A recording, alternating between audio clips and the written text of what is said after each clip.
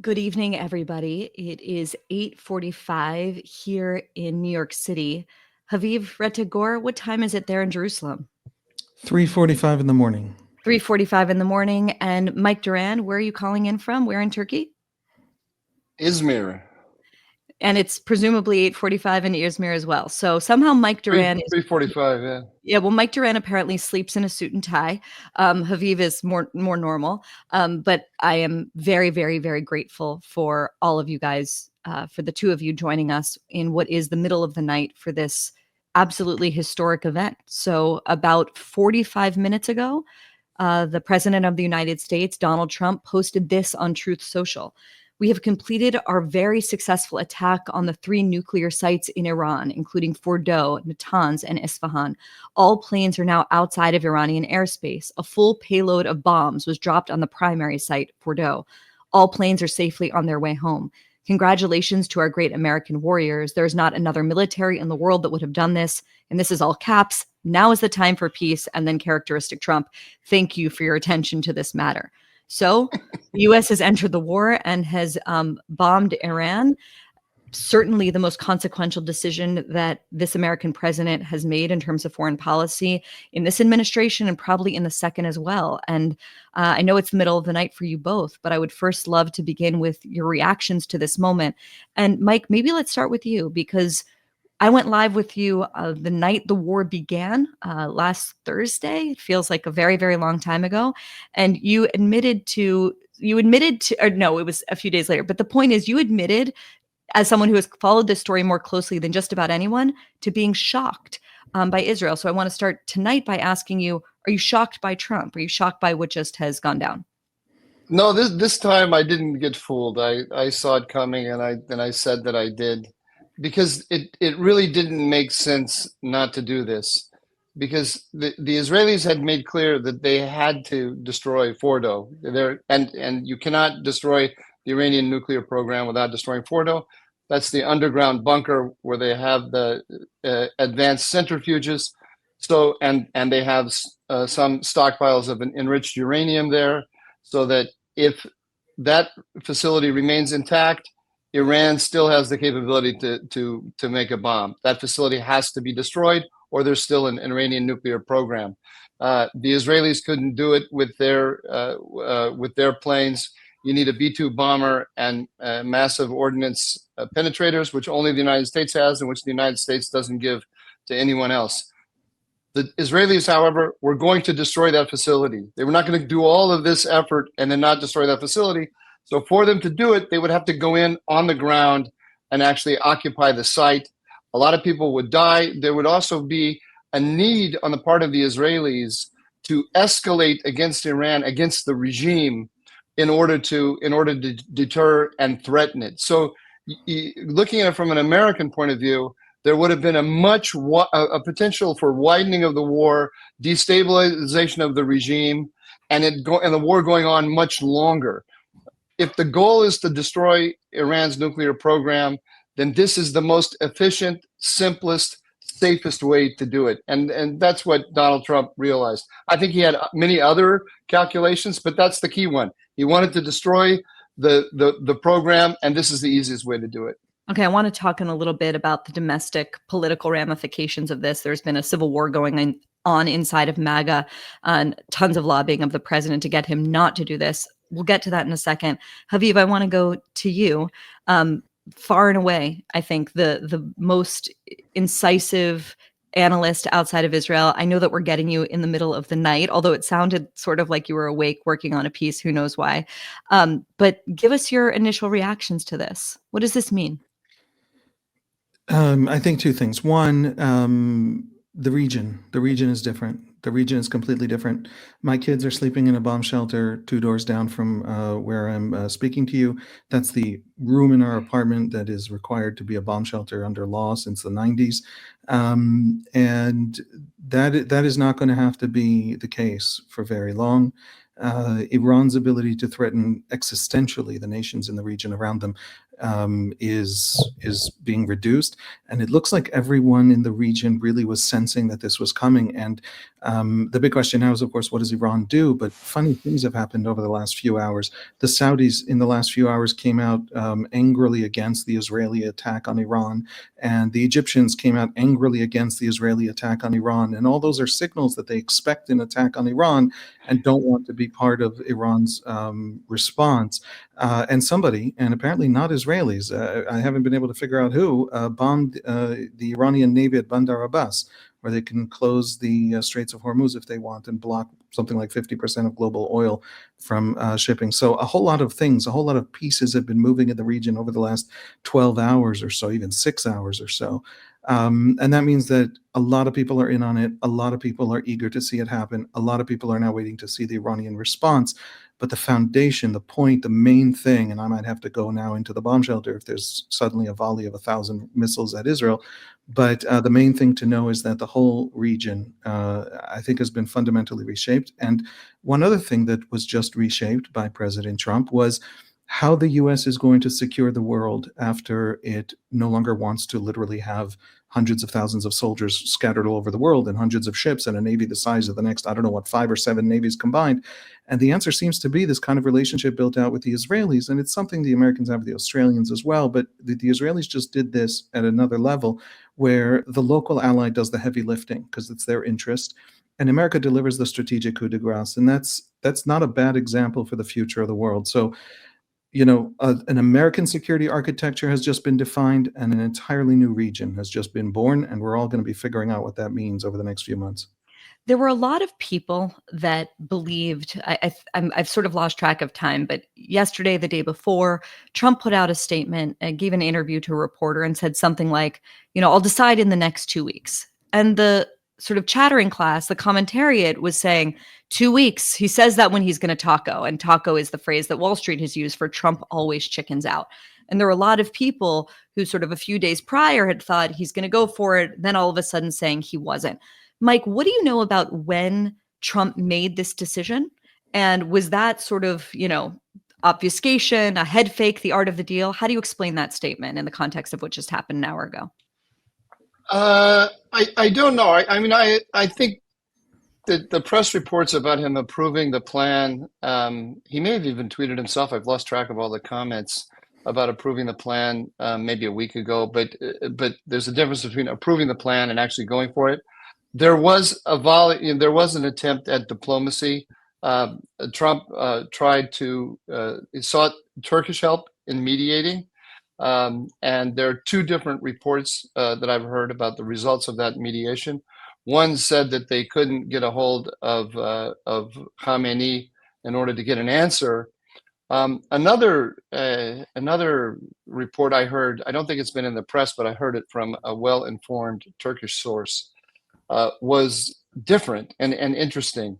And that was that Pezeshkian, the Iranian president, agreed to meet with Trump, but refused to accept the condition of no enrichment. And so I think that Trump probably gave diplomacy, we'll find out as time goes on, but I suspect he probably gave diplomacy one more chance. And the Iranians are always too clever by half. And the Iranians have gotten used to, over the years, being able to dictate to the Americans the terms of the negotiation, when the negotiations will take place, what the parameters of the negotiations will be, what the subject of the negotiations will be, and so on. And I think that among all of the other factors influencing Trump is he just got sick of it. And Trump realized back when he killed Qasem Soleimani, he realized something that no other American president grasped, and that's that Iran is, I don't want to say a paper tiger because it has some capabilities, but it's like a boxer that has one arm that's atrophied and another arm with a really big bicep. But it's not a normal power. It doesn't have a normal military. It doesn't have a normal air force. Doesn't have a normal navy. It has these disruptive military capabilities: drones, ballistic missiles, and cruise missiles, which can overwhelm defenses, and they're quite significant. but it really can't defend itself against a power like the United States. Trump understood that, and he kept trying to explain to them, you guys are really vulnerable, cut a deal or you're going to pay. And they never absorb the fact that they're not the giants that they tell themselves they are. I think one of the things that shocked me, and I went on Fox on Friday and the host asked me about this, and I realized I didn't have an answer, and I left thinking about it, which was, why hasn't the Iranian response been more vicious? And I'm not diminishing at all the horrors that Haviv's children have been enduring, and have been enduring, by the way, for the past 20 months, but it's been especially scary over the past 6 or 7 days. And yet, the kind of nightmare scenarios that a lot of us imagined, a dirty bomb, a person, terrorist attacks taking place all over the world, that's sort of what I imagined could happen. And that has not happened yet. Is that luck? Is that a misunderstanding of the nature of the Iranian threat? Has the Iranian threat just dramatically changed since Israel's war against its proxies began on October 7th? How do we understand that? Is that to me or to Haviv? Either of you. Should I take a shot at it, Haviv? You want to go? So it's probably a couple of things all at once, because there are layers to that. One of them is that Israel has managed in the war, the very beginning of the war, and that was the purpose of it, to demolish, to just take out a huge amount of the leadership of various branches of the IRGC, including the Quds Force. The nice gentleman in charge of all the Quds Force support for Hamas, including planning and funding for October 7, was taken out just yesterday. And that fact that, the entire Air Force leadership of the Quds Force, the second army that defends the regime, it's an enormous army, but it's also an incredibly centralized army, because its purpose is absolute total loyalty to the regime, including if it should ever face a rebellion from within by the regular Iranian army. And so it's an incredibly centralized army where if you take out the leadership, it becomes dysfunctional. This is Trump took out Qasem Soleimani. They never really recovered with Khamenei. They were never as competent and as capable when Soleimani was gone. So it's a regime that one, that centralization means that it's very susceptible to leadership being assassinated, and that was a major focus of this Israeli campaign. And two, I don't mean to, forgive me, it sounds insulting. I don't want to insult someone when they're down, but I just think they're profoundly incompetent. We've discovered just an astonishing level of incompetence. They failed to build out any serious capabilities. They made a whole big thing about the new kind of war, drones and missiles, and they're going to double down and triple down on it. Well, the Israelis did the same thing, but they did it within a much larger, more comprehensive, more layered military framework in which it complements everything an Air Force can do, everything an infantry can do, everything. And the Iranians had just haven't. This is a regime that sits on 10% of the world's oil reserves and manages to keep its country desperately poor through just ideological extremism, mismanagement, and oppression, and the sanctions because of all this stuff. They just miscalculated everything and everybody. And Haviv, forgive me for interrupting. There are people who will hear that and say, given that they are so incompetent, why should we trust the idea that they were on the cusp of getting nuclear weapons? That is a major chorus that has sort of gotten louder and louder over the past few days, who are skeptical, who say, this is another WMD situation. We shouldn't trust any of it. If Iran is such a paper tiger in all of these sort of more basic militaristic ways, why should we believe that they were on the cusp of getting nuclear weapons? I would love for one of you to respond to that, Haviv. Well, I think Mike might know better, because the internal American discourse isn't anything that I'm an expert in, but this has nothing to do with Iraq. I get the post-trauma from Iraq. It's not a mistake to be post-traumatic from Iraq.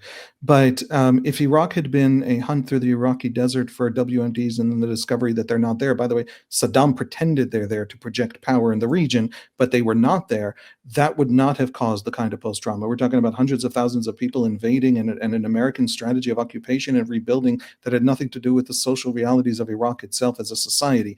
Nobody's talking about that. Nobody's imagining imagining that nobody's doing anything. I mean, the response is going to be a response against Israel. If the Iranians do try to actually block global oil shipments, the American response will be even bigger and massively bigger. And they know that, and they're terrified of it. And to keep, it's an enemy that it's this modern warfare where you don't have massive armies moving in. By the way, you can't conquer Iran the way you conquered Iraq. It's too mountainous. And so all of those reasons, I think the Americans are projecting. They remember the conversation then, and they're hearing echoes now, but the actual realities on the ground are fundamentally different. And so I don't understand the debate. Barry, can I take your original question about why they didn't get more fearsome? Please. And so the question is, fearsome how? They had basically three goals in the war. One was to keep the Americans out. Because ultimately they know that their only defense against Israel, or their major defense against Israel, is American pressure on Israel. No other country can come to their aid in that way. So it was important to stay within certain parameters with the United States. The second thing that they wanted to prevent was the destruction of their oil infrastructure. One of the things that's been interesting here is that Israel has not touched any of their fundamental economic infrastructure. And there have been reports about it. There was a report today that the Israelis hit a refinery in Mashhad. That's not true. Completely false. It went everywhere, but it's not true. That didn't happen. And so that already creates a kind of a balance. Some of the fearsome things they said they were going to do, they were going to, if the United States joined the war, they're going to hit Saudi Arabia and the UAE and maybe Jordan and other countries. But as Haviv said, if they were to do that, they have the capabilities to do that. But if they did do that, then Israel or the United States would take out their entire economy, and could destroy it in a night. That's the thing. And so the Iranians know they have that vulnerability. The third thing that they wanted to do was to outlast the Israelis. And here the question of Israel's Arrow 3 interceptors is the key question. The Iranians had, at the beginning of this conflict, the beginning of this round, maybe 3,500 medium-range ballistic missiles, maybe less. But anyway, we're talking about in the thousands. The Israelis probably had about 350.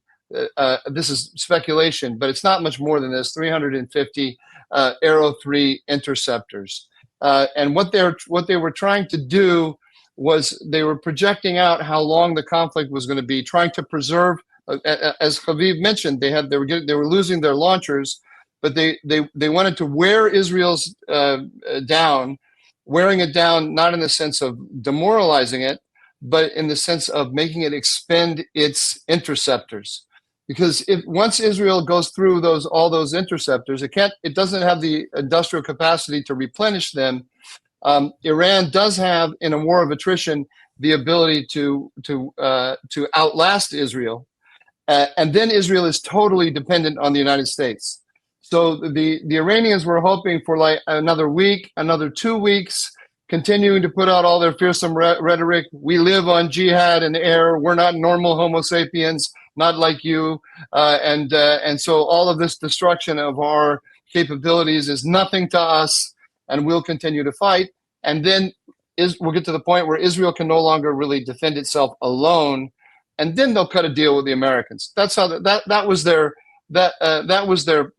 plan. But they don't have. I slightly disagree with Haviv in saying they're totally incompetent. They're very clever, and they do have these very significant capabilities: the drones, ballistic missiles, and cruise missiles. Remember, the Israelis came out and explained, the prime minister explained, this war from an Israeli point of view has two goals: destroying the Iranian nuclear program, but also destroying the ballistic missile program.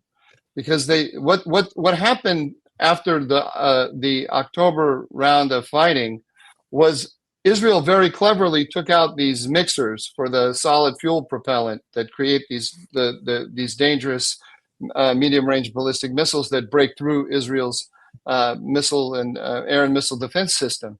And the Israelis assessed after taking out those mixers that they had destroyed Iran's production line of medium-range ballistic missiles for at least a year. But that's not what happened. What happened is the Chinese stepped in, provided new equipment, and Iran started building these missiles again. And Iran was out to not just to replenish all its supplies, but to double or triple the size of its arsenal. That would make it would have the largest ballistic missile arsenal in the world, capable of overwhelming the defenses of everyone. That's a very serious capability. And they were using it to pretty good effect. They still are today using it to pretty good effect.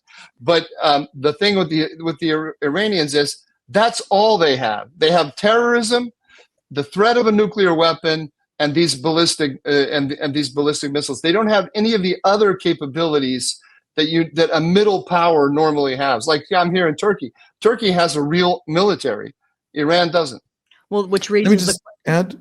Sorry. Yeah, Haviv. Before I'll let you add, and then I want to bring in an additional guest. No, go ahead. Go ahead. Oh, when you only have one method, when you only have one serious strategic option, that becomes your choke point. And one of the major elements of this Israeli air campaign has been targeting launchers. So they have these vast stockpiles, but they have to launch them somehow, or this vast arsenal, I guess it would be. And the Israelis have been targeting these launchers, and they can't deploy more than, I forget what it was, but they launched 400 in one thing, and then 200, and then 50. And so the rate of fire, maybe because they're preserving them, but apparently not because they're preserving them, but because there's an active hunt in the skies over Iran. Every time a missile is launched, there's an Israeli Air Force visit is paid to that location. Their launchers are not capable of launching large numbers at a time. And so if they had any other options, an Air Force that could fly, some of the airplanes that this Air Force is flying is these F-4s from Vietnam. I mean, anyway, doubling down on the incompetence question, but that is their weakness. Okay. One second, guys. Just add one thing in there. Okay. You got to bring someone. I want to talk more. It's someone that you like. It's someone that you like. Can I bring him in? I still like to hear myself more than anything else. You're gonna get to talk so much. You're up in the middle of the night in Turkey. Don't worry about it. Okay, I want to bring in Mark Dubowitz, who is the chief executive of FDD. Oh no! If it's Dubowitz, no, then I'm talking. Exactly. I would say that other than Mike Duran, perhaps no one in the world is more obsessed with the question of Iran's nuclear program and the threat that it poses than Mark. Mark, welcome to Free Press Live on a historic night. Thank you, Bari. Haviv, great to see you. Mike, my old debating partner. Mike and I were partners debating Iran against some former Obama officials. And it was good to win that debate, Mike, and it was good to win the debate tonight. Did we win? We won the debate, Mike, in the heart of Manhattan with an audience that was not favorably disposed to us to begin with. So that was a long time ago. I'm realizing also that in my chaos of the beginning of this, I didn't give a proper introduction to Mike and Haviv, which I'm going to do now to the 20,000 or so of you that are here. And that number is climbing by the second. Thank you all so much for joining us. Mike Duran, calling in from Turkey, where it's 4 a.m, is a senior fellow at the Hudson Institute and a Middle East expert. I know that word has lost its varnish over the past decade or two, but Mike actually deserves it. He recently wrote an incredible essay for the Free Press called The Ultimate Deception: How Trump and Bibi Outfoxed Iran, a headline that means even more after the events of the past few hours.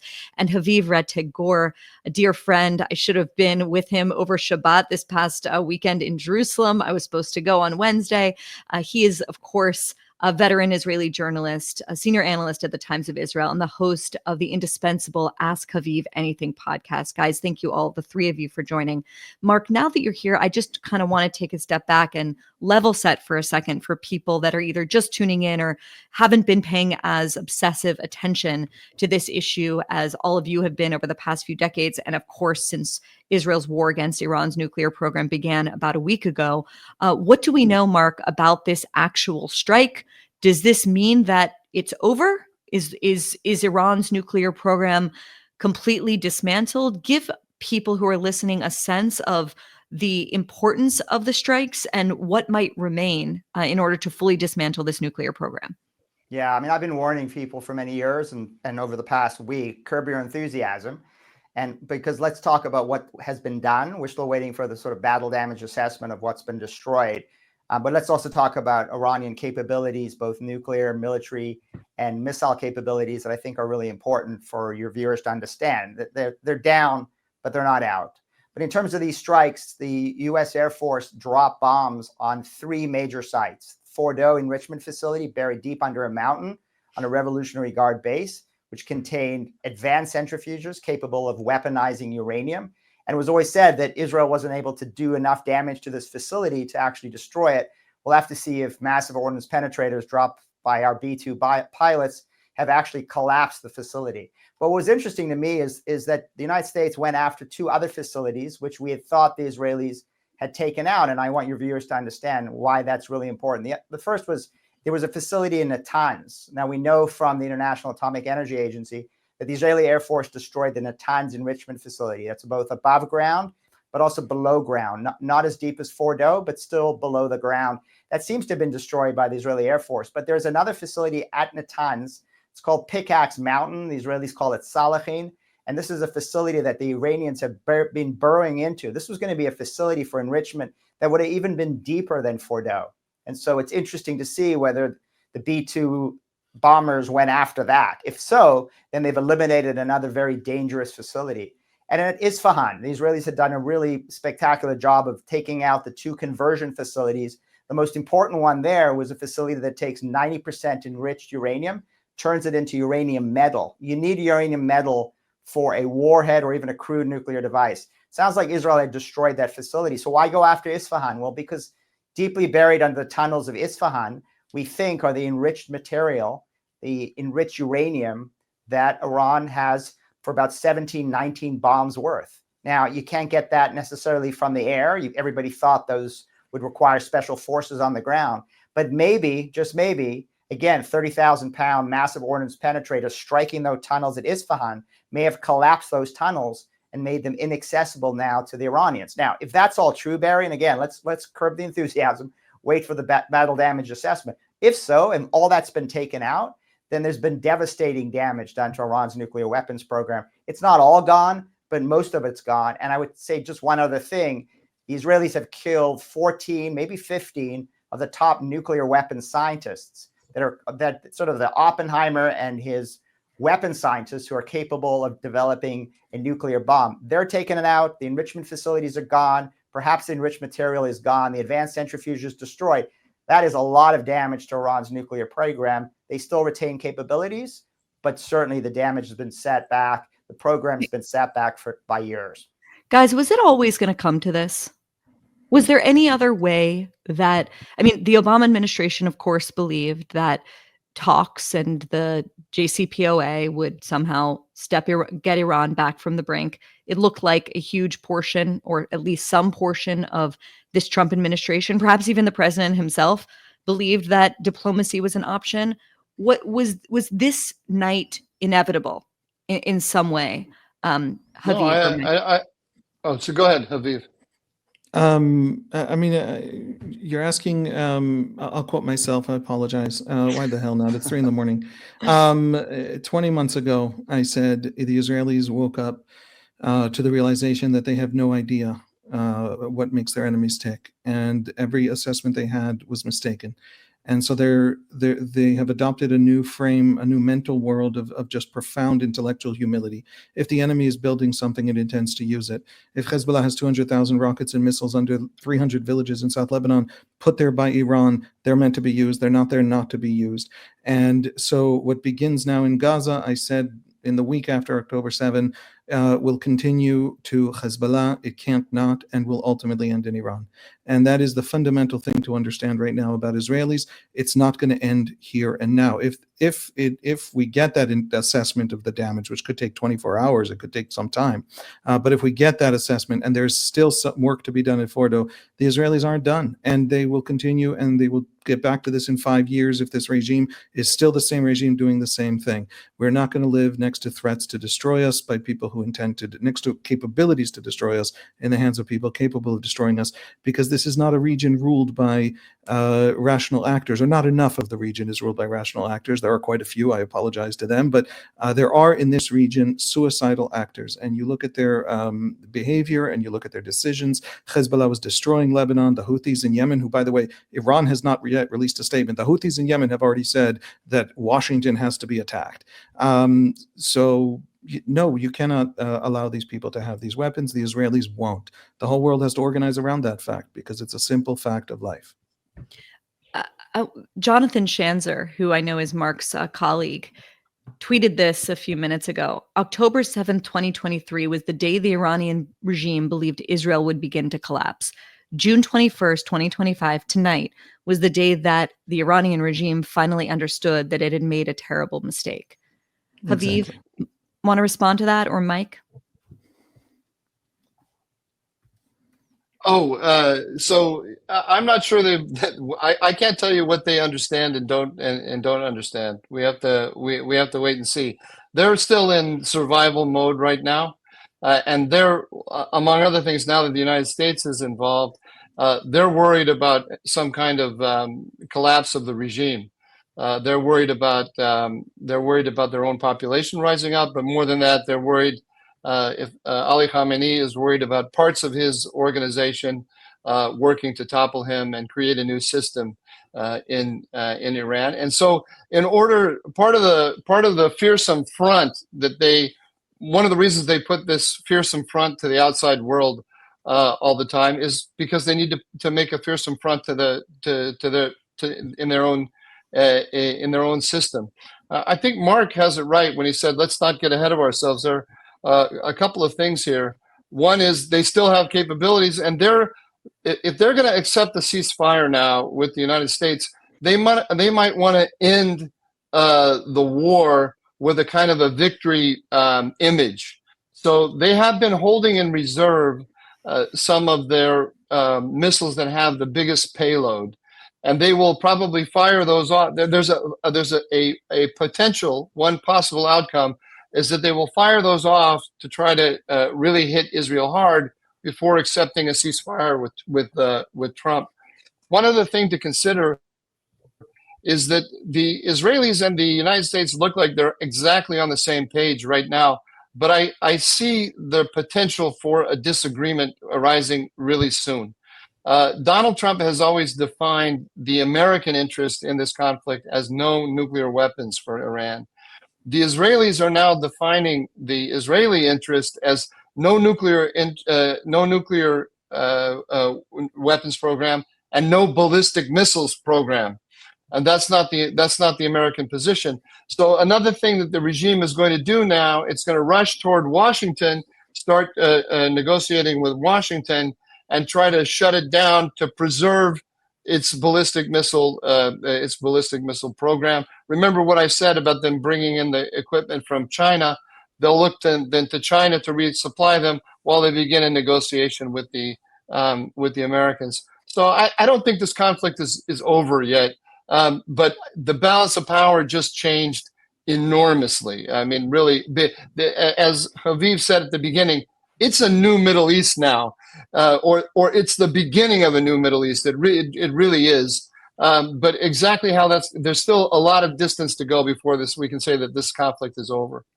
I want to bring in one point to that. I'm sorry. Go ahead. Those are two very distinct questions, and I agree with you completely. Trump is very consistent on the nukes. He's not. We haven't heard a specific grand American policy on the missiles, but those missiles are so vulnerable right now. And if missiles are not part of the American agenda, they don't just threaten Israel. They threaten Saudi. They threaten, the Emirates. They threaten the entire oil production capabilities of the Gulf. And so, for so many profound international and American and economic interests around the world, I do hope Trump understands what you just said and puts that on the table as well. Barry, I think we need to make these. Sorry, Mark. Yeah, just one sentence, and then I think we need to be making that argument highly right now. caffeinated in Turkey. Sorry, Mike. Go ahead, and then Mark, and then I'm going to bring in Amit Sigal. Go ahead, Mike. I did. I just said what I said. I'm good. I'll let Mark talk now. Okay, go ahead, Mark. No, Mike, I appreciate that. Listen, I think the assumption is actually, I don't want to let him talk. Go ahead, Mark. Our debate was exactly like this. Look, everybody's assumed Khamenei is a rational actor. He would make rational decisions. It was just a matter of time before he would agree to an offer at Oman. The United States had actually offered him something very generous just a couple of weeks ago, which a number of us thought was a deeply flawed deal, and he didn't take it. And we keep assuming Khamenei is a rational actor who at the end of the day will show, quote, heroic flexibility. That's a term that he uses. He uses wrestling analogies. He's used that in the past to show that he's willing to actually be flexible. What's interesting is that, Khamenei was actually the man who, along with former Iranian President Rafsanjani, went to Khomeini and said in the 1980s to Ayatollah Khomeini, after 8 years of war, in the Iran-Iraq war, after 1 million Iraqis and Iranians were dead. And Khamenei and Rafsanjani said to Khomeini, you must drink the poison chalice and end the war. And the reason he said that is because the United States had mistakenly taken down an Iranian passenger airliner. And the United States apologized and promised compensation. And Khomeini said, no way. The United States did not intervene militarily, or they did not intervene and take down our passenger airline if they were not interested in intervening militarily. The question for Khamenei is, all these years later, will he drink the poison chalice? Is he finally realizing with an American military intervention that he's now not just risking his nuclear weapons program, he's risking his regime? And I think if he is willing to drink that poison chalice, then we're back in Oman and we're negotiating, and I think it's a good thing, the permanent end of Iran's nuclear weapons program. There's still Iranian nuclear capabilities that we want to actually go in and destroy under US and IAEA supervision. But if he doesn't drink that poison chalice and he continues to lash out, then we're going to see potential attacks against Israel, against US forces, closing the Straits of Hormuz, terror cells, sleeper cells, terrorist attacks against Jewish and Israeli targets. Then I think he's risking his regime. But deep in a bunker is Ali Khamenei right now. He's 86 years old. He's seen his entire network, his axis of so-called resistance or axis of misery, severely degraded and destroyed by the Israelis. Now his nuclear weapons program, $500 billion worth that he sunk into it, that has been mostly destroyed by the Americans and the Israelis. Drink the poison chalice, come back to Oman, or risk the regime. But it raises the question of what is the regime, but not for the nuclear program. And the whole debate, right, that was sort of the secondary the B plot over the past 48, 36 hours was, and Mike and Haviv, you'll pour cold water on me and tell me if this is wrong, was that the Israelis were talking about regime change. They had hacked into the official Iranian TV program, showed pictures of women cutting their hair. It was quite an amazing thing. And that apparently, and this was all the chatter coming out of Washington, was spooking the White House, who is not interested in anything that smells like the so-called forever wars of the past 20 or 25 years, and that was flipping them out. But it does sort of raise a question of what is this regime, but not for this kind of power. And, Mike, I would love for you to speak to that question, because it seems to me that regime change, obviously, post-Iraq, post-Afghanistan, has gotten a horrifically terrible reputation, and for good reason. But in the end, isn't that what we're talking about here? And if not, tell me why.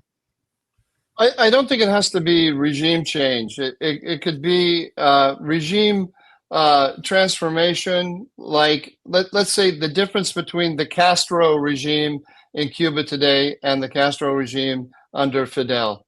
There's but I don't think that's going to happen as long as Ali Khamenei is in charge.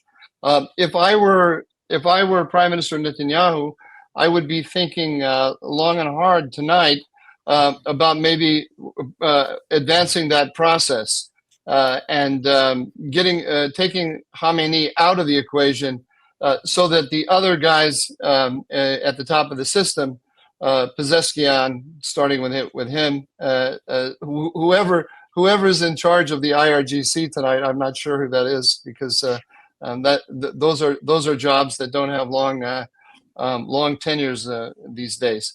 But they could then be the stewards of the new agreement with the United States about what the rules of the road are going to be going forward. But as long as he's there, I think it's a problem, and it's a serious argument to be had. Mark just described one position, which is that he is the guy in charge. It's a centralized system. He's the dictator. Everyone knows he's in charge. So if we get a deal with him, then we can stabilize the system. The other argument would be, no, he's the impediment to actually, Trump, Obama, they both said, we really want, Iran to be a normal and successful country. We want to help you be successful. Well, Ali Khamenei wanted Iran to be a jihad factory. That's who he is. That's who he's always been. I think I would probably incline toward getting rid of him. But there is that issue that Donald Trump probably doesn't want to do that, I would guess, for his own domestic reasons, if nothing else. Also, Recep Tayyip Erdogan is talking to him a lot these days. He probably doesn't want to see that. So maybe the easier road is just get rid of the ballistic missiles, get rid of the nuclear program, and let Khamenei decide what Khamenei is going to do. Okay, I want to bring in our friend Amit Segal. I'm not sure if he's in Tel Aviv or Jerusalem, but I think that we have Amit on the line. My producers will bring him in if he's ready. Hi, Amit. Hi, Bari. Jerusalem always. Jerusalem always and forever. It's wonderful to see you. You're probably next door to Haviv, for all I know. For those of you who do not yet know the wonderful Amit Segal, he's the chief political analyst at Israel's N12, and he's the author of It's Noon in Israel, a indispensable newsletter that I find myself reading every single day. Amit, I know it's the middle of the night. Thank you so much for joining us. I want to just start with a simple question. Not so simple, but maybe more simple than what is the future of the Middle East, which is what we've been talking about a little bit. What is Israel's next step now that the U.S. has entered the war? What can we expect to see over the next 24, 48, 72 hours in this war? Waiting for first of all, thanks for having me in such an historic night.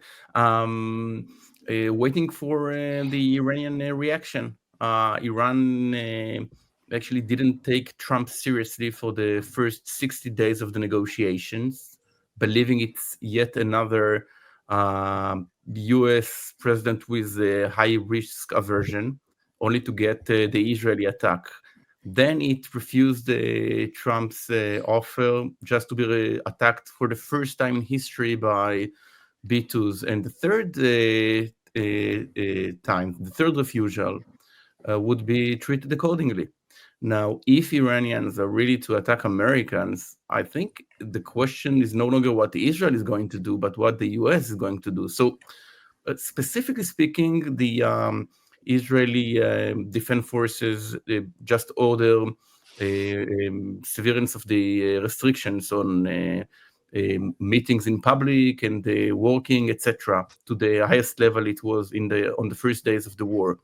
But I think there is a hope in Israel that if something like this happens and Iran attacks the U.S. Army or U.S. citizens, it would definitely mean toppling the regime. This would be the target of this operation, now a binational war.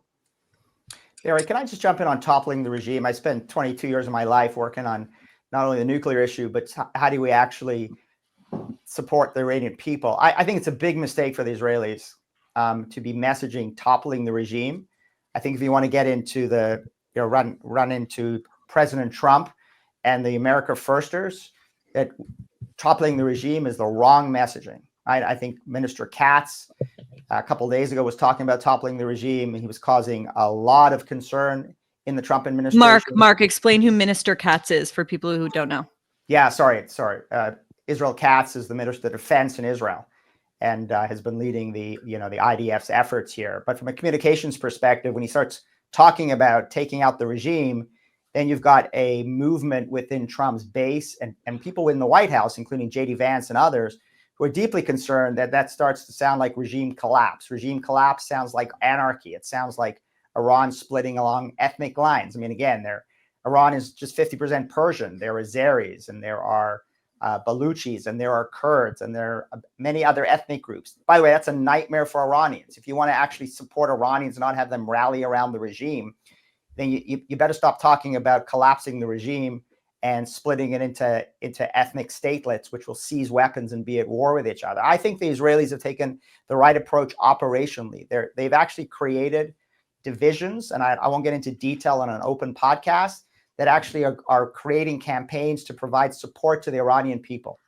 Right? And these are the kind of things like technology support and labor strike funds, the kind of things that Ronald Reagan and his CIA director, Bill Casey, provided to anti-Soviet dissidents during the Cold War. Provide maximum support to the Iranian people. Let them actually figure out ways to take back their country and take back the pre-Islamic Republic flag. But I think messaging right now about collapsing the regime will just anger the president and actually create the kind of distance between Washington and Jerusalem that Mike is rightly concerned about. Go ahead. I couldn't agree more. I would just like to add that Minister Katz, when he said that, made Netanyahu very furious. I just meant that the next step, the next level in fighting Iran is actually toppling the regime, and I'll explain. What President Trump has just said is that he wants Iran to have peace, but then he had a carrot and a stick, and the stick says that if they don't, more hits would come, not from Israel, but from the U.S. And I'll give you an example. For instance, what can Iran do in order to escalate the war against Israel? Nothing really. Israel is has already taken, I think, 2/3 of its launchers. There is no border between Iran and Israel, so there won't be an invasion by Iranian forces to Israel. So they are doing what they can. But when it comes to the US, if they choose in the most stupid way to actually attack Americans, it definitely means that Israel and the US would attack the Iranian economy. 85% of the economy is concentrated in the Hajj Peninsula and in the Hajj Island and in Bandar Abbas, which necessarily means that once the economy goes more down, maybe this regime would fall. But I would definitely offer Israel not to try and topple the regime. There is a great part in the movie, in the feature Golda, when Helen Mirren says on the third day of the Yom Kippur War that she's sure the Egyptian President Sadat will try to conquer more areas in the Sinai Peninsula. And then she says, because I know as a leader when I lose, but I never know when I win. And I wouldn't want Israel to actually try to win more. One question that I have, we know that the IRGC has assets all over the globe via its Quds Force. Should the West be girding for a response sort of outside of the Middle East in the coming days? How worried should we be about that? Mike, I'm going to go to you for that. Yeah, absolutely. We should absolutely be worried about that. Everything that we know about Iran in the past, all past experience, has told us that they feel that the best defense is a good offense, and the terrorist attacks is one of the tools. It won't surprise me though if they're so reeling from what just happened that they actually take a step back, because Trump has now crossed a very big what they thought was his red line in attacking Iran directly. Exactly as Amit says, if they go after American forces or they go after American targets with terrorism, then they're going to see a very furious response that could really topple the regime. Right now, until now, they have been focused on keeping America out of the conflict. Now they have to focus on preserving the regime and preserving what's left of their ballistic missile program. Those are going to be their two primary goals. They'll make a lot of fearsome noises, and they may do a couple of fearsome things, if only to show domestically that they're still the fearsome creatures that they have always said they were. But a lot of their charisma, if you will, a lot of their reputation for fearsomeness has just been destroyed. Again, this isn't the beginning of a new Middle East. Yeah, well, Eric, guys, just say FBI Director Kash Patel issued a warning 2 days ago to exactly that point, that the FBI is now preparing itself for possible Iranian attacks against the American homeland. What I worry about is the decades-long history of the Islamic Republic targeting Jews, Israelis, and Iranian dissidents around the world. Now, if they go after any of those groups on American soil, they'll be inviting a ferocious American response. But if they start targeting them in Europe and across the world, which is what they've done for decades, I worry about that. Soft targets, Jewish targets, Israeli targets, and certainly Iranian opposition, which has been speaking out against them, has been the target of assassination campaigns for many years, including on American soil.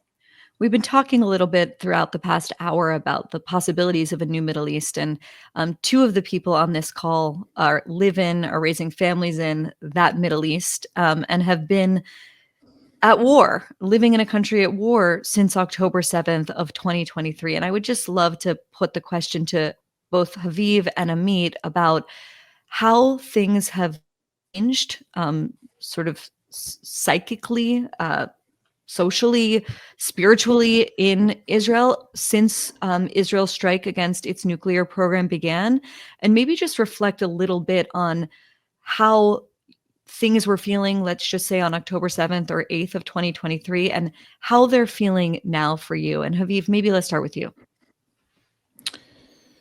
I think it's one more thing, you know. It's one more in a never-ending kind of just, you know. For my kids, I mean, I have a 6-year-old daughter, and schools are shut down now, and she's at home, and we're all like in these. And I realized she was 7 months old when COVID hit, and then October 7 happened. That lasted 2 years. October 7 happened. That changed their lives completely. And now this. So they someday I will tell them that most people around the world just live like regular lives and go to work every day all the time and go to school. And so there's a sense that this is a little bit of a fatalistic sense, but there's also a profound unity and a profound sense that, you know, there's been real damage to some buildings in Tel Aviv that created a lot of fear, a lot of potential, and TV reporters came to these sites and interviewed the people who survived these rocket falls that took down, a column of apartments. And people said to them, everybody who was in a bomb shelter, in a safe room, came out of it fine. So everybody go into the safe room. And, you know, there have been funny videos coming out. There's a video of a father and a kid who's sitting in his bedroom that's completely destroyed by an Iranian missile. And the father says to him, clean up your room. And the kid says, give me 10 more minutes. And he's on his computer in the room, total destruction around him. And the dad says, 10 more minutes, clean up right now. Right. And so there's a lot of humor. It's fundamentally a question of resilience. There's really a sense of astonishment and relief and gratitude to the fact that my kids are sleeping quietly because other people's dads are and moms are flying sorties over Iran 1,500 kilometers away in a operation that Israelis had no idea was even possible in the capabilities of the Israeli Air Force. And so we have every step of the way, I think, since October 7, discovered in another way, in another layer, our strength, and a strength rooted in some sort of fundamental structural things. Iran is learning that in a democracy, when you have a military on paper, it's a real military. And in Iran, doesn't matter what you have on paper, the thing doesn't work, doesn't function, because it doesn't have those feedback loops. There's 1,000 ways that you can interpret this, but that's the basic story, that we have discovered that we are strong. We've learned it when we needed it, and there's a tremendous solidarity and strength that you're seeing in Israeli society. We can handle it longer than they can, is what we've discovered. Amit, I would love to put the question to you. My late grandmother, was a British citizen who lived in London as a 12-year-old child during the Blitz. And she always talked about how is it to sit in shelters at night and going to work or school at day. And I think we get 2% of it, 1% of it over the last week. And I think we keep the same stiff upper lip like the Brits in the 40s. You see exactly as Haviv has just described, how stubborn Israelis are. And I do see a difference between not having schools and working following October 7th and now. Then following October 7th, it was the experience of fear, of nightmare, of people checking if the door is locked at night because they were under the traumatic experience of thousands of terrorists and murderers actually invading peaceful Israeli villages and towns. And now I think it's out of strength. People understand that they have to take the hit for the team. And the team is the brave pilots, the brave soldiers, and I think the entire world. And what we saw tonight in this respect, strengthen Israel, I think specifically that this is the most dramatic diplomatic achievement in Israel's history since the establishment of the country. I think that having the US on board in 1948 is something equivalent of what happened tonight. Because to actually have the United States of America greenlighting your attack after 4 consecutive US presidents actually took this option off the table, and now not only greenlighting Israel, but actually joining the attack, is something unprecedented and something that no one could have seen coming even a few weeks ago. I mean, let's zoom out completely. If you told Sinwar, the mastermind of the October 7th attack, the massacre by Hamas, that he and his brother would be dead, that Nasrallah would be gone, that Hamas would be pretty much destroyed, that Hezbollah would be decimated, and that the US would enter the war in order to directly bomb Iran's nuclear program. Like, that's astonishing. When you just consider how much has changed in the past 20 months or so. Mike? Oh yeah, sorry, Amit, go ahead. No, so one sentence. Sinwar would have done it anyway because he is a fanatic Muslim and a fundamentalist murderer. But the rest of the Axis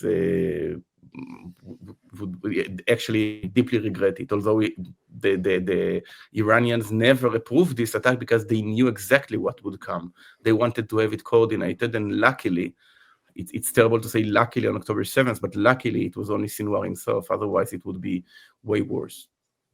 Can I jump in? I'm sorry, Yes. Mike and Mark haven't talked for a bit, but there are Israelis in the room. You're going to have to be violent about it. I just one comment on the fallout. The ideas die this way. People always say you can't kill an idea, especially in the Israeli war on Hamas, which has an order of magnitude greater suffering in terms of civilians, and it's a whole different scale and seriousness of war, and we have to take all those questions very, very foundationally and seriously, the questions of civilian suffering. But the actual fight to actually get Hamas, people have argued, is impossible to win because you can't kill an idea. You can kill an idea. There used to be an idea called Pan-Arabism under Nasser, who united all these Arab countries to the point where Egypt and Syria once pretended to be a single state. And they went to war on Israel, and Israel defeated their armies, and the idea died. And you had other ideas that went to war on Israel, the anti-colonial Algerian example idea, whatever, Google it, and it died when the Israelis defeated it in battle. And now there is this Islamist idea that we, because we are pure and we are religious and we're coming at it from a whole different perspective and God is with us, we will finally win this test of I don't know what, Islamic honor. I don't know how they frame it exactly. I mean, they frame it in many different ways. By destroying the Jews, that idea can die if it's simply defeated, and it is on the way to being defeated. Everywhere this Islamism touches, this radicalized political version of Islam, everything it touches, it has destroyed. And we have to make sure that that doesn't change. And what they did, what Sinwar did not understand, he, by the way, knew Hebrew and thought he had hacked the Israeli brainstem and figured out the Israelis. And what he did not understand is that the one thing about Israelis, that they are a refugee nation, that they don't believe they have other options, that if you come for their children and you come to destroy them, and you declare for 46 years, as this regime has done in Iran, that you're going to destroy them, eventually they're going to believe you. And their response is going to be commensurate with your threats and bombast and building out of these proxies. The real people that right now we have to worry about, and because this idea is, I think, going to die. I don't know, the regime might not fall. There isn't another. This regime has succeeded in only one thing in 46 years, which is to stay in power and prevent any other piece of Iranian society from being able to mobilize against it. So it's quite likely to stay in power through sheer social inertia. But what it is will fundamentally change. And this is to your question earlier, Barry. What this regime is, it will no longer be able to sell anybody on the redemptionist, Mideast idea that there's some kind of Islamic resurgence that's coming back because it's leading the fight and showing where the Sunnis all got it wrong and they're the Shia and they're going to, none of that's, all of that's gone. And whatever survives will be pettier, more pathetic, more violent, potentially domestically, because it will be only a dictatorship with none of these justifications. And so the people we should actually have, forgive me, my kids are sleeping in the other room. I am celebrating. I am dancing. This is me dancing. But the Iranian... I mean, that's very sad if that's you dancing, really. My wife married me knowing He's this is how understated, I guys. dance. But that's like if no like other, nobody's watching. Yeah. But the Iranian people are probably going to be the last front in this war. And I'm not talking about regime change. I'm talking about how the regime is going to have to crack down on them massively. And the talk about the Basij going to murder people, and the last protests on women's headwear, which was really a protest that it was about religious things because the regime uses religion as a mechanism of control. In 2022, 2023, after the killing of Mahsa Amini, 550 people, I think, were killed. There were tens of thousands of protesters arrested. This regime is now stripped of its story and its justification of validation and religion. And now it's going to turn on its own people to stay in power. And inside Iran, it could turn bad, and our hearts should be with them, and also a lot of international attention and pressure should be placed there. Yeah. Michael, Barry, Mark, go ahead. No, I just want to comment on that. Aviv's exactly right. I mean, a lot of talk about the 80% of Iranians who hate this regime, but at FDD, we've done a lot of work looking at the support base of the regime. It's called the 20% that supported the 1% in the elite. And of course, what we identified for many months is that there are existing fractures and fissures inside the support base. I mean, it's very much a kind of Persian Game of Thrones inside the regime and inside the support base. What we've been actually monitoring over recent weeks, and I assume this is only going to intensify, is regime insiders who are now thinking, is this what I've committed to? Is this what I've devoted my life to? Which way is the Islamic Republic going? The support base, the 20%, the poor Iranians who are watching regime officials over recent weeks hightailing out of Dodge, taking flights to Turkey and Russia, moving their kids, moving their money, Basij commanders who are finding refuge in Iraq, IRGC units that were actually walking off the job. Now, that was before Donald Trump dropped bombs on Iran's nuclear facilities. The question is, what happens to the support base? Because you have to fracture it. You have to ensure that the people that are going to take to the streets, right, are not going to be met again with the brutal, ruthless repression that they have since 2009. So at some point, they'll be back on the streets. Hundreds of thousands of them have they been since 2009 and every year since 2017. And the question is, can you undermine the army, the police, the internal repression apparatus? Can you get it so that at the end of the day, Iranians can take back their streets? And I think that Israel and the United States should really be focusing not just on supporting the 80%, but figuring out ways to intensify the fractures and fissures within that support base. There are ways to do that. I wish we were doing more on influence campaigns, because certainly our enemies have been running influence operations against the United States and Israel, intensifying the fractures and fissures in our democracies, and have been really quite successful at that. I want to be respectful, Amit, of your time. I know that you had 8 minutes. We're over 8 minutes. So I'm going to say, I hope to have you on again soon. Mark, I know I made you leave dinner, so thank you so much for joining us. Amit Sigal, Mark Dubowitz, please go follow them on X right now. They're phenomenal. Haviv and Mike, please stick around. I want to bring in 2 additional guests, Eli Lake and Matt Continetti, as we move from a conversation not just about the impact of these strikes in the region, but get a little bit more clarity about what it means for American domestic politics. Eli Lake, of course, the beloved Eli Lake, is a columnist at the Free Press, the host of the Breaking History podcast, and has covered this region and this story for many decades. Eli, thanks for joining us from DC. And of course, with the headphones on, Matthew Continetti, who's the director of domestic policy studies at the American Enterprise Institute, a columnist for the Free Press. And his most recent book is called The Right, the 100-Year War for American Conservatism. Matt, thank you so much for making the time. Thanks, Barry. It's great to be here. And of course, the 2 of you are here with Mike Duran and Haviv Gore. calling in from Israel and Turkey respectively, and have been unbelievably erudite given the fact that it is the middle of the night for both of them. So I want to start with a basic question, which is both of you have reported over the past few weeks, but certainly also since the beginning of the Trump administration, about the kind of civil war going on inside the administration, about what this administration's foreign policy would be. Would the restrainers, the so-called restrainers, win out, supported by people outside of the White House as well, or would the more hawkish constituency win the day? And I guess I have two questions. Was there actually as much disagreement as we thought, or did the restrainer coalition just, not fully convince the president? Matt, let's start with you. Well, I think there was some disagreement inside the administration. If there hadn't been any disagreement, we probably wouldn't have seen that video from Tulsi Gabbard the other week warning about the dangers of nuclear war, a video that, according to reporting, seriously angered the president and may explain why he has now said on 2 occasions that he doesn't care what Tulsi Gabbard says. Tulsi Gabbard, the director of the National Intelligence Coordinating Agency, by the way. And we know that Vice President Vance certainly is very sympathetic to the restrainer wing, the non-interventionist wing in the Republican Party.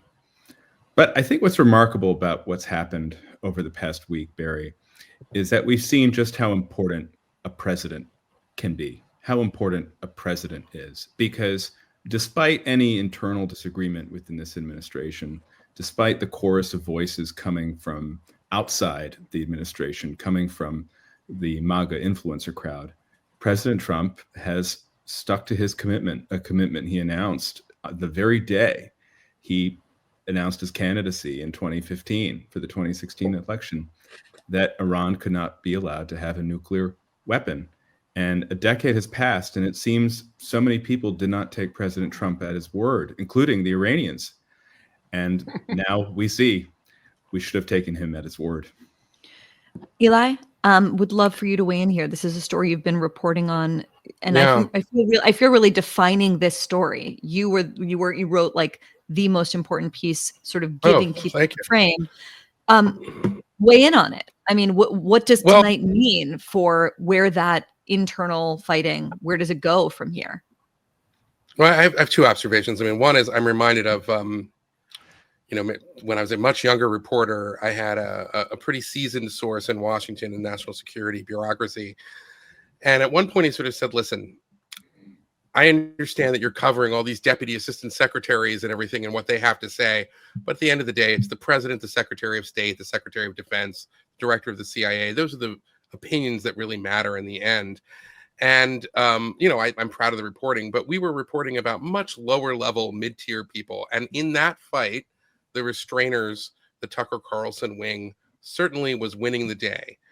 But in the end of the day, it's like, great, they're, the deputy assistant secretary of defense for the Middle East is a guy who has pretty horrendous views about the Middle East. But the president is the president, and I think Matt is right. He has been saying this for 10 years. Not a lot of people were taking him seriously.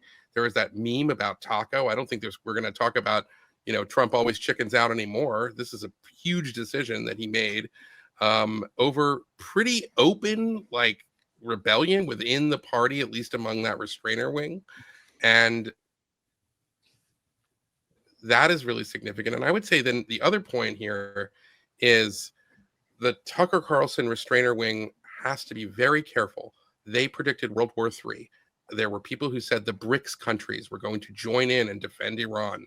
They predicted that, Rand Paul went on television, I believe, before all this started and said 100,000 people were going to die. Now, this hasn't happened, and we are not out of the woods yet. There are a lot of bad things that can go wrong in this period, particularly if the regime is unstable. There can be crackdowns. There's all kinds of terrible things that can happen. Like it's going, they look like they're going to be considered Cassandras for a generation. Everything that they said did not come true. And suddenly, I think it does change the American foreign policy debate. I want to talk a little bit about the misdirection going into tonight's events. You know, there was reporting today on JD Vance's contentious call with the Israelis. There, of course, was the 2-week timeline presented by Donald Trump only 2 days ago. Talk about, you know, diplomacy and it's just a lot of sort of like head faking and misdirection. What was going on? Was this purposeful, intentional? Was it intended to create the sort of surprise that probably many people are feeling, certainly in the punditry class that's of that restrainer wing? Matt, explain to us the various machinations here. How should we understand Sure. the various messaging that came out of this White House? I think we have to draw a distinction between the messaging that came out last week prior to Israel's beginning the offensive, and then the message that has been coming from the White House since.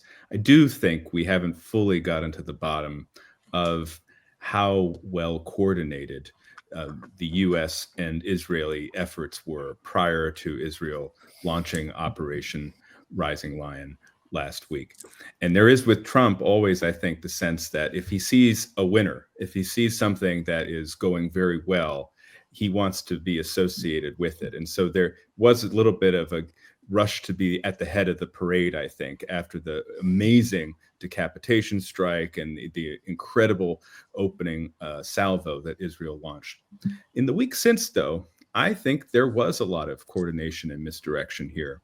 And we had this announcement from the podium at the White House press briefing that President Trump was giving Iran 2 weeks. But then he quickly followed up and said, 2 weeks is the maximum I'll give them. I could act sooner than that. And I think what we had going on in the week since the war began, the Iranian front of the war began, was a sense that, you know, you have to have military planning. You have to make sure all the assets in place. You have to remove crucial military assets so that if the Iranians do retaliate, our forces will be protected. You have to coordinate with the Europeans, right? So Trump at the G7, then he leaves a day early, right? I think then you saw a better message coming from the allies talking about how the Iranian nuclear threat is real and that needs to be stopped. And then finally, this last minute bit of diplomacy, which clearly was going to fail, but I think, again, for Trump's purposes, legitimized what he was about to do. So all in all, it was a tremendous program of distraction, deception, operational security. And I think one element of that, an unexpected element, is how centralized the decision-making is in the White House, as opposed to very powerful cabinet secretaries, a very powerful Secretary of Defense, for example, who is involved in the military planning, elbows deep in the details. We don't really have that, it seems, right now. Instead, it's centralized in the White House. And what that means is you can engage in this sort of deception campaign and just announce to the world at 8:14 p.m. Eastern time, the operation is over and everything has been completed and our boys are coming home. Mike, we ran a piece a few days ago by Andrew Roberts, of course, the great British historian, and who wrote the definitive biography of Churchill. And he wrote an essay sort of urging the president to do what he just did tonight. He called it Trump's Churchillian choice at Fordow. There are a lot of things that Donald Trump is going to be remembered for. Where do you think this is going to rank for historians? Oh, this is very, very significant. Haviv described it at the beginning of this broadcast when he said that Donald Trump has described, or he's outlined, a new security architecture, and not just for the Middle East, the U.S.-Israeli relationship, where the U.S. now devolves more responsibility onto its ally, is something that will be replicated in other areas in Europe and in East Asia. And in doing that, he's laid out a new framework for the Middle East, a new framework for the rest of the world.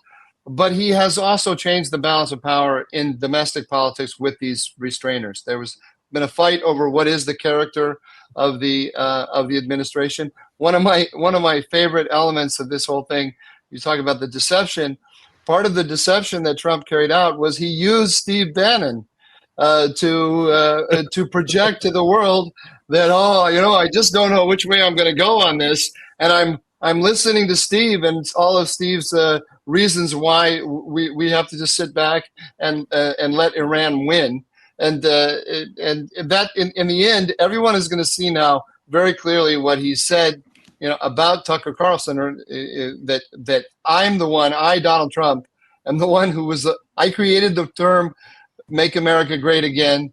I'm the one who decides what America first means, and not these guys. And these guys really got full of themselves here for a little while and thought that they were really going to be the ones in charge. Matt just said that's a very centralized White House. It's one of the funny things about Donald Trump. I don't know why at this late stage in the game it's still like this, but people like Steve Bannon, people like John Bolton, I can name so many others, they somehow think that they're going to be the Rasputin who controls Donald Trump, that he doesn't really understand what he wants to do, where he wants to go, and they're going to be the ones that are going to take the whole movement in the clever direction. I don't know if you saw that video today where Steve Bannon was screaming at Bibi Netanyahu and saying, "How dare you lecture the American people? The American people are not going to stand for it." As if Steve Bannon, is somehow a representative of the American people. How? He's not an insignificant person in the right wing, but he doesn't represent the American people. Donald Trump represents the American people. Donald Trump knows there are evangelical Christians who voted for him. There are security-minded Republicans. There's just the average person in Wisconsin, Iowa, and Florida who doesn't like Iran and likes Israel. And that's the majority of the conservatives. I have to go. I just want to say one last thing. It's building on something that Amit said before. All of these restrainers who've been railing against Israel, claiming that Israel's dragging the United States into war and so on, the loudness of their voice has kind of blinded us to this amazing thing that's happened. The United States and Israel went to war together against a common enemy. That is new. It's entirely new. If you go back and you think about the Gulf War in 1990-91, the United States did everything it could to keep Israel out of that war, because it thought that if it was carrying out military operations in any way in coordination with the Israelis, or even acquiescing in allowing Israel to carry out unilateral operations, it would tarnish itself in the eyes of the whole Middle East. We now have a president who thinks that working together with Israel enhances American power among the Muslim allies of the United States. That's a revolution. It's a really big deal, and we've kind of missed it because of the noise that these restrainers are making. The restrainers don't actually have a serious outlook, a serious worldview about foreign policy. Their positions on foreign policy are just, they use foreign policy as a kind of screen on which to project their domestic political goals. And that's why they'll never actually influence the president, because he has to actually worry about what's going on beyond our borders. Mike Duran, we're going to let you go and go have some coffee in Turkey. It's always a pleasure. I'm so glad that you sleep in your suit and tie. Haviv, I know you need to go in a minute too. I want to give you the last word, and then we're going to watch Trump's address together, and then Matt and Eli hoping to kick it to you after that for a little bit more commentary. Haviv, Mike, thank you so much. Have a wonderful day. Thank you. Thank you. Haviv, last word before you need to go and inevitably go on a lot of other emergency podcasts. We've talked about. You know what, Haviv, the president's starting now. If you can stick around, that would be great. I would love it. Okay, I'll be here. Great. Everybody heard those names for years as they built this horribly destructive enterprise. Our objective was the destruction of Iran's nuclear enrichment capacity and a stop to the nuclear threat posed by the world's #1 state sponsor of terror. Tonight, I can report to the world that the strikes were a spectacular military success. Iran's key nuclear enrichment facilities have been completely and totally obliterated. Iran, the bully of the Middle East, must now make peace. If they do not, future attacks will be far greater and a lot easier. For 40 years, Iran has been saying death to America, death to Israel. They have been killing our people, blowing off their arms, blowing off their legs with roadside bombs. That was their specialty. We lost over 1,000 people, and hundreds of thousands throughout the Middle East and around the world have died as a direct result of their hate. In particular, so many were killed by their general, Qasem Soleimani. I decided a long time ago that I would not let this happen. It will not continue. I want to thank and congratulate Prime Minister Bibi Netanyahu. We worked as a team like perhaps no team has ever worked before. And we've gone a long way to erasing this horrible threat to Israel. I want to thank the Israeli military for the wonderful job they've done. And most importantly, I want to congratulate the great American patriots who flew those magnificent machines tonight, and all of the United States military on an operation the likes of which the world has not seen in many, many decades. Hopefully, we will no longer need their services in this capacity. I hope that's so. I also want to congratulate the chairman of the Joint Chiefs of Staff, General Dan Raisin-Kane, spectacular general, and all of the brilliant military minds involved in this attack. With all of that being said, this cannot continue. There will be either peace or there will be tragedy for Iran far greater than we have witnessed over the last 8 days. Remember, there are many targets left. Tonight's was the most difficult of them all, by far, and perhaps the most lethal. But if peace does not come quickly, we will go after those other targets with precision, speed, and skill. Most of them can be taken out in a matter of minutes. There's no military in the world that could have done what we did tonight, not even close. There has never been a military that could do what took place just a little while ago. Tomorrow, General Kane, Secretary of Defense, Pete Hegseth will have a press conference at 8 a.m. at the Pentagon. And I want to just thank everybody, and in particular, God. I want to just say, we love you, God, and we love our great military. Protect them. God bless the Middle East. God bless Israel, and God bless America. Thank you very much. Thank you.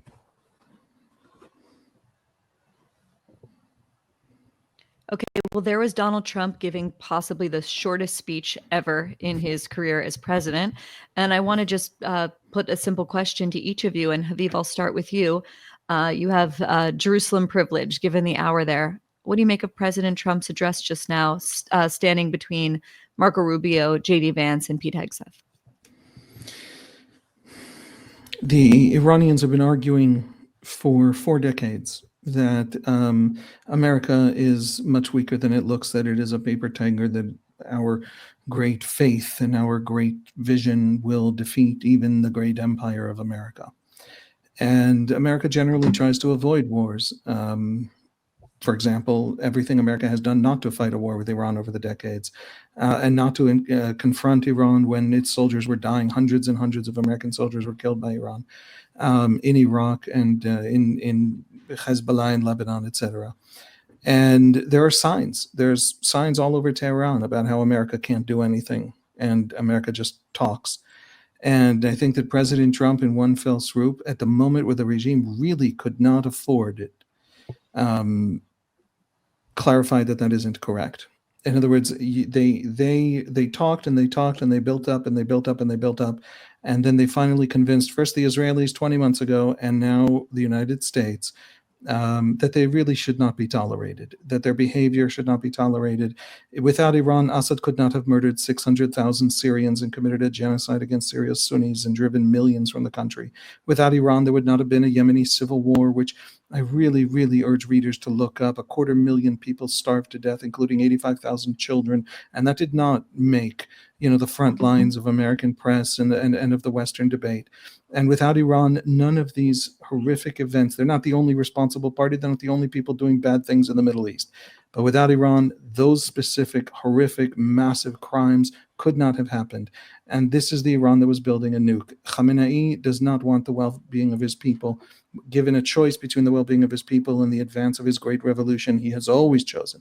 He's probably spent $500 billion his people do not have. This impoverished people living in an unbelievably energy-rich land. He spent $500 billion just on the nuclear program. America, the Israelis set up the shot in brilliant fashion, and America took it. And that's point one. Point two, just really quickly, we have to now expect the worst case scenario. The worst case scenario, Iran still has hundreds of kilograms of enriched uranium.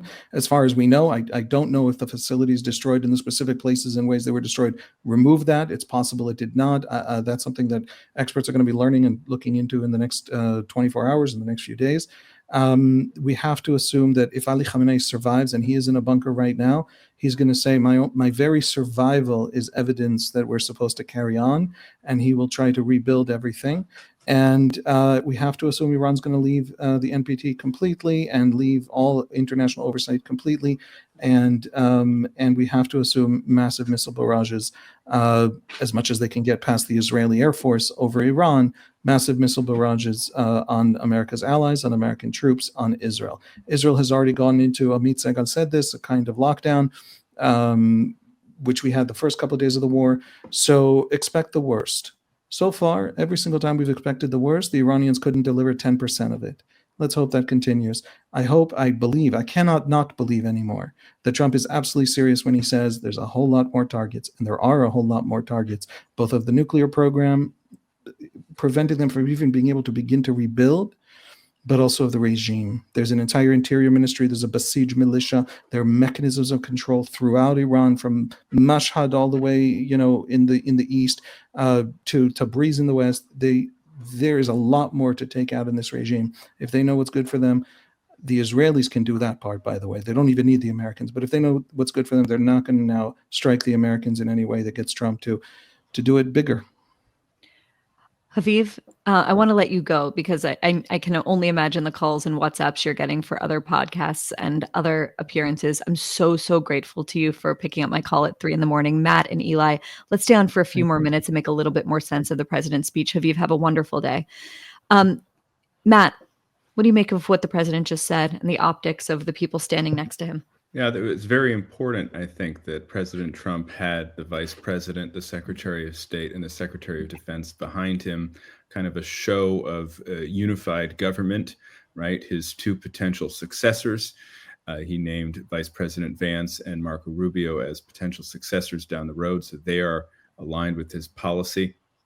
Of course, Trump has never really liked the from the Resolute desk straight to the camera speech. He prefers being able to speak standing upright, kind of have a visual background, and that's what he had tonight. My message, I think the message was pretty simple, and that is this is now Iran's choice. Iran can come to the United States, can go to Geneva, tell the Europeans that they're prepared to give up all of their uranium stocks, allow the inspectors in, work with the IAEA to make sure that the Iranian nuclear program comes to an end. And, the United States has held out the possibility of us helping to provide some low levels of uranium for the Iranians for types of power or even medical purposes, right? I think that deal is still on the table. That's the deal that the Iranians have always rejected. If they reject it now, well, that's one thing. And Haviv laid out that they could go dark. They could send their program underground. But it's a difference between simply rejecting a peaceful settlement and then retaliating. And I think the president's message was to the Iranian regime, if you retaliate, then I'm going to strike again. And when I strike again, I think the president is hinting it will be very similar to his strike against Qasem Soleimani in 2020, where he eliminated the then leader of the IRGC, the Revolutionary Guard. And so this is Iran's choice. And I think that's why we're all planning out potential scenarios. We're all kind of on our toes here, thinking about what comes next, because Iran could end this peacefully very easily. And if they choose not to, then I think we're in for a longer air campaign, but one from which the Iranian regime would not emerge intact. Eli, one of the things that President Trump said in that very short address, clearly reading from a teleprompter and not vamping in the way that he usually does, is that him and Benjamin Netanyahu worked as a team as no team has worked before. A lot of people were not happy with the choices that they had in this last election, suffice it to say. But there are many people that I know who held their nose and voted for Trump for exactly what played out tonight, for exactly this reason. I saw a tweet from Cliff Asness, who said, who's never Trumper, saying, never again, better than, more important than, never Trump. I would love for you to reflect a little bit on that and how those people you think are feeling tonight. Well, I have to say, when this administration began with that horrendous Zelensky press conference, I was bracing for the worst as somebody who, I guess, is more of an interventionist. As you remember, I wrote a pretty tough column on it. I did a podcast about kind of contrasting that with Reagan's policy. And I was convinced that this was the new Trump of the second term. And this is really where, his soul was and everything like that. And I was wrong. Trump meant what he said about Iran. It makes a lot of sense because the Iranians did try to kill him. And I think that, at least for security-minded Americans, for evangelicals, for Americans who care about Israel, which is a majority of them, this was an existential issue that is kind of more important than some of the policies, even really policies I didn't like the tariffs and so forth. That's important too, but this is like an existential matter. This is about who we are as a country. And I just want to say, I think the other thing here is, Machiavelli in The Prince counsels, there's always the crowd. Everybody is always watching. That presser and this demonstration, because remember, these massive ordnance penetrators had not been used in battle before. So they work. That's a big deal in of itself. But more importantly, the resolve that Trump just showed, that's a message to the Chinese when it comes to Taiwan. That's a message to every rogue state that's thinking about following in the footsteps of North Korea or Iran. It's not always going to work out for you. And I think it strengthens American diplomacy now for years to come. That's a huge win for America just in and of itself. Because what we were doing was we were always entering into these kind of, negotiations with Iran. And the worst thing we were going to do was, more sanctions. And the Iranians had built in kind of a pretty resilient economy. They had partners like China that were willing to buy their oil on the black market. And, that we were seen as a kind of paper tiger. What were we going to do? Because it was seen as so off the table, we would never take military action. Well, now Trump has done it. And I think that is going to be a very good thing in terms of nuclear proliferation and just the power of American diplomacy. I think he's preventing the use of military force going forward by using military force here. So it's a great moment for him. A few more questions for you guys. And I also just want to note that there are almost 40,000 people here in this conversation on Substack. We're so thrilled to have all of you here. I think there was something like another 15,000 on Twitter. I think we're still on Twitter. I don't know. The producers are handling it, but it's a perfect moment for me to say, if you are not yet a subscriber to the Free Press and you appreciate the kind of clarity, sense-making, sobriety, insight that you heard here tonight from our guests like Haviv Rettig, Mike Duran, Amit Segal, Mark Dubowitz, Eli Lake, and Matt Continetti. You can get them and so many more every single day by subscribing at the Free Press by going to thefp.com and becoming a subscriber today for just $10 a month. Okay, a few more questions, guys. We know that Donald Trump likes a winner. And there's a line of thinking that goes like this. Trump waited to see if the Israelis were successful before getting involved. And Bibi was a winner. And that's sort of like as simple as it goes. Matt, is that too cynical? What do you make of that line of argument? Well, I think it's, the right amount of cynical. It's like the Goldilocks cynical, I think. I do think we always have to go back and we have to understand Trump has made it very clear he will not stand an Iranian nuclear weapon. And unlike many presidents, American presidents in this century who have said they would not stand for an Iranian nuclear weapon, Trump did something about it tonight. And that is one additional way, he is a remarkable political figure. I mean, someone who has dominated world politics now for a decade, and someone who has lives up to what politicians have spoken about in the past, but never actually done. And whether it was moving the U.S. embassy to Jerusalem, whether it was taking out Qasem Soleimani in 2020, whether it was this strike tonight against the 3 main nuclear facilities, and as Trump's saying in his speech tonight, obliterating them, that is speaks to his unique nature as a political leader. And so I think he always had that belief that he would not allow this to happen. And then, of course, the events of October 7th, the war that began on October 8th, all of the amazing successes Israel has had, demolishing Hamas, taking out Hezbollah, weakening the Houthis with American help under Trump earlier this year. And then, of course, the incredible strike in the beginning of this war with Iran last week. I think that bolstered Trump's confidence that this was the moment where something could be done. And just a final note on the speech. At the end of the speech, you may have noticed he said, "I just want to thank God." And he talked about, "We love you, God." That's what President Trump said. And it has to be something at work here when we consider that President Trump was almost killed almost a year ago. And I think since that moment, he has felt that there was a providence at work. And I think that when he saw what was transpiring in the Middle East over these past weeks, when he considered that he had made this pledge that he would not allow Iran to get the bomb, I think that did inform his decision. And I think it's a different type of Donald Trump than I think many of us viewed or conceived of when he first came down that escalator a decade ago. Last question, and I gotta bring it down to the gutter after a soaring conversation over the past hour and 40 minutes. Not quite the gutter, well, certainly politics and mudslinging that we can expect to see. What's going to be the reaction of the restrainer coalition? Because you're already seeing conversation about how Donald Trump was essentially dragged into war by Israel, by the Israel lobby here at home, by warmongers, et cetera, et cetera.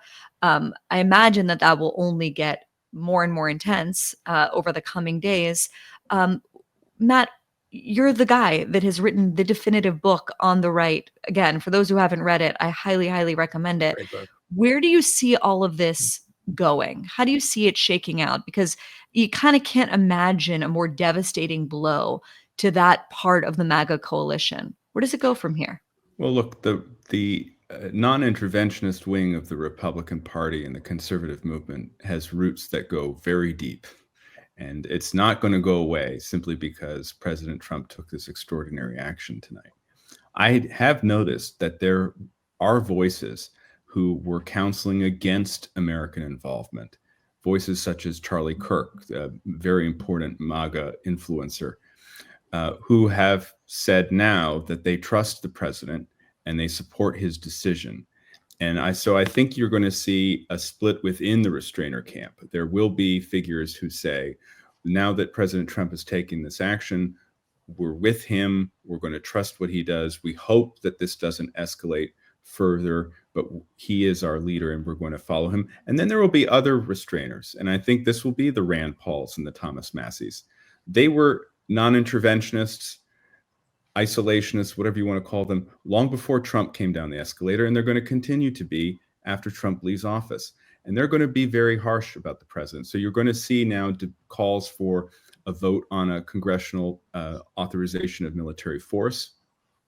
I happen to believe that's unnecessary, and I also don't think it's going to happen with the current congressional leadership. Nonetheless, that will be a debate. And you're also going to see, I think, continued anger at Netanyahu and the Israelis for this rhetoric that somehow America was dragged in, even though it's pretty clear that Trump made this decision himself.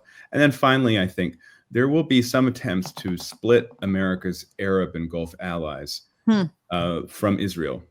And so what I'm watching for is, does Iran not attack us but does Iran attack Saudi Arabia? And if that happens, what does Trump do?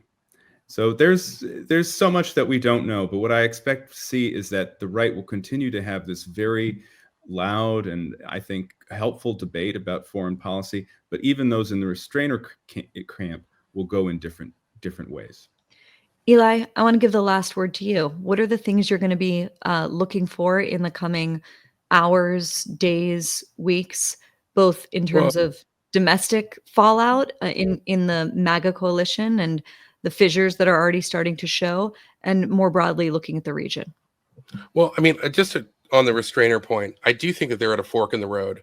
And there is an argument that you can make if you're sophisticated about it, which is that, okay, if we've really defanged Iran, which it looks like we have, then the need for U.S. engagement in the Middle East is greatly lessened, and you can finally focus on China. The reason America could never quite quit the Middle East is because Iran is a spoiler and is the source of so much instability.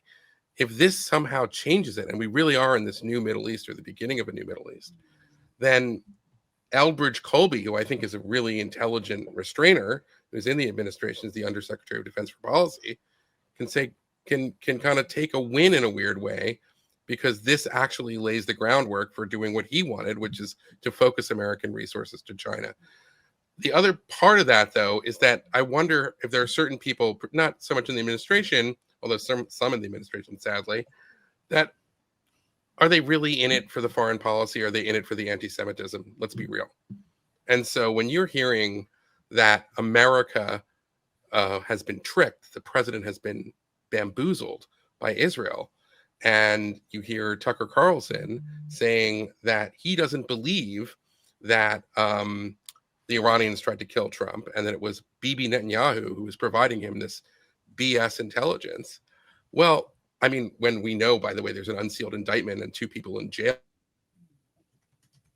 on that. In my view, it's like those people are really, the foreign policy debate is kind of secondary. They're in it because this is the kind of manifestation for anti-Semitism, and it just happens to be a convenient kind of target. But kind of moving forward right now, what I'm really looking at is regime stability. This is a foul and odious regime, but a sudden collapse would probably be a disaster. As I've been reporting, I think in a piece that'll be coming out, the internal opposition at this point has been battered by the regime. They need a little bit of time to organize. They certainly need a little bit of help. Unfortunately, the United States, Trump in the beginning cut a lot of programs that would be extremely valuable right now. Some of them have continued through some important accounting maneuvers from groups like the National Endowment for Democracy, but a lot of them are not there. Now is the time to work with the Iranian internal opposition so that there can be a democratic opposition, because I don't think there's ever been a chance like this. I'm not talking about having a figure like Reza Pahlavi coming in from the outside. I think you have to work with groups that are there. There have been 5 major uprisings in Iran since 2017. And I gotta say, that is the best chance to finish the job, because a weakened regime is still going to want revenge, and a weakened regime is still going to be a threat over time. You can defang them, but let's finish the job, and that the best way to do that is through democratic transition. Eli Lake's piece on the possibilities of what could happen to the regime should be dropping on Monday. Matt Continetti, as ever, will drop on Tuesday. Eli, Matt, I'm so grateful to both of you. I'm also so grateful to Haviv Rettig from Jerusalem, Amit Segal, also from Jerusalem, Mike Duran, who was calling in from Syria, and Mark Dubowitz, who left dinner in DC, who joined this call. And thanks also to the more than 50, 60,000 of you across Substack and Twitter for joining us tonight. Of course, we're going to be doing so many more of these conversations. As you guys have seen, we've leapt into action to cover this story since the war began. And we're going to continue to do that with this critical and unfolding situation. To participate in all of them, and usually we go to audience questions. Apologies for not getting to those tonight. I'm sure we'll do some tomorrow or the next day. Please become a subscriber at the Free Press. Again, you can do that by going to thefp.com and becoming a subscriber for just $10 a month. Guys, a historic night, a pleasure to be talking to both of you. Thank you so, so much. Thank you, Barry. Thank you.